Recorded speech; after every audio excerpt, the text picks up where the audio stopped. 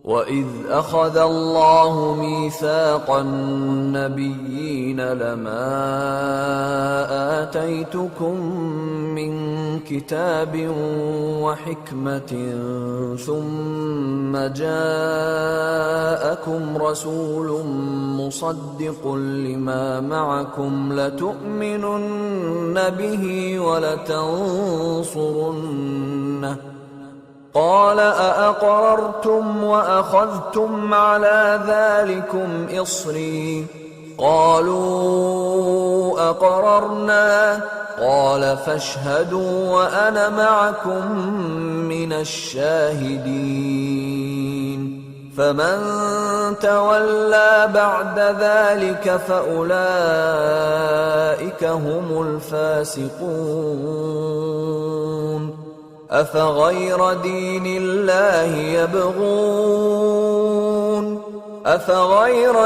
الله يبغون وله أسلم من في السماوات والأرض طوعا وكرها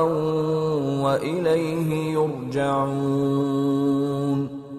قل آمنا بالله وما أنزل علينا وما أنزل على إبراهيم وإسماعيل وإسحاق ويعقوب والأسباط وما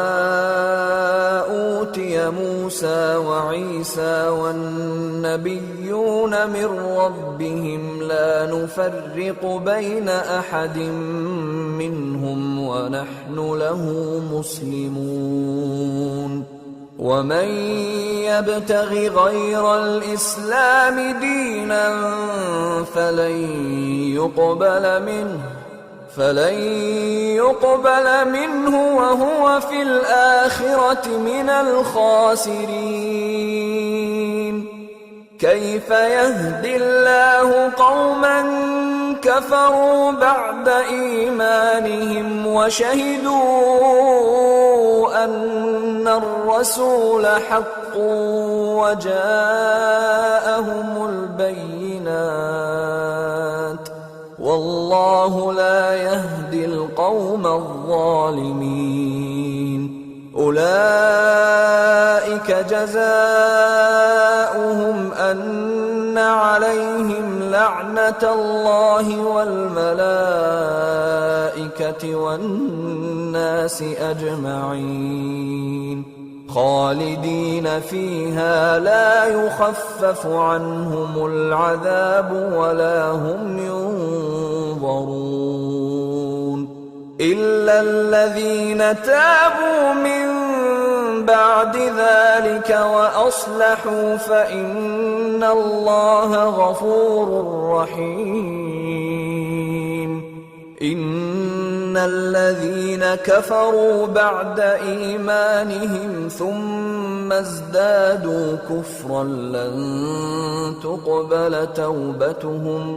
لن تقبل توبتهم وأولئك هم الضالون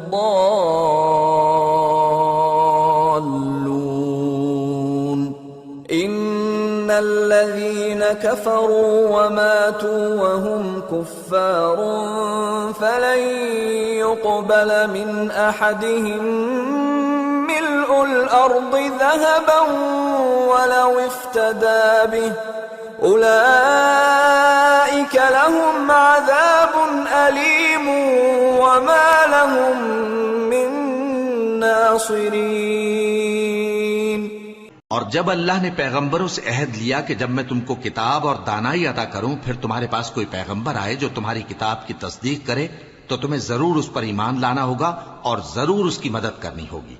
और अहद लेने के बाद पूछा कि भला तुमने इकरार किया और इस इकरार पर मेरा जिम्मा लिया, यानी मुझे जामिन ठहराया?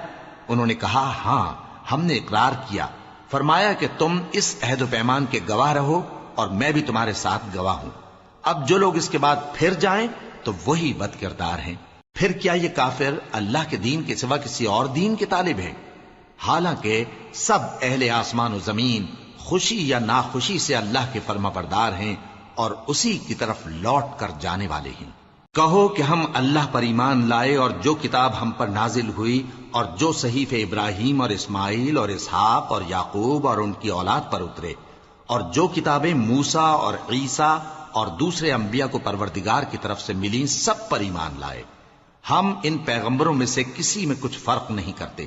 اور ہم اسی اللہ کے فرما بردار ہیں، اور جو شخص اسلام کے سوا کسی اور دین کا طالب ہوگا وہ اس سے ہرگز قبول نہیں کیا جائے گا، اور ایسا شخص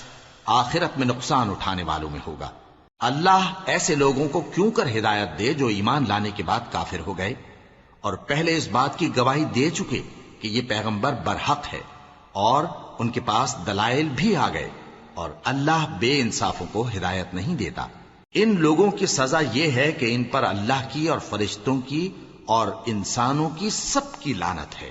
ہمیشہ اس لعنت میں گرفتار رہیں گے۔ ان سے نہ تو عذاب ہلکا کیا جائے گا اور نہ انہیں مہلت دی جائے گی۔ ہاں، جنہوں نے اس کے بعد توبہ کی اور اپنی حالت درست کر لی تو اللہ بخشنے والا مہربان ہے۔ جو لوگ ایمان لانے کے بعد کافر ہو گئے پھر کفر میں بڑھتے گئے، ایسوں کی توبہ ہرگز قبول نہیں ہوگی، اور یہ لوگ گمراہ ہیں۔ جو لوگ کافر ہوئے اور کفر ہی کی حالت میں مر گئے، وہ اگر نجات حاصل کرنی چاہیں اور بدلے میں زمین بھر سونا دیں تو ہرگز قبول نہیں کیا جائے گا۔ ان لوگوں کو دکھ دینے والا عذاب ہوگا اور ان کا کوئی مددگار نہیں ہوگا۔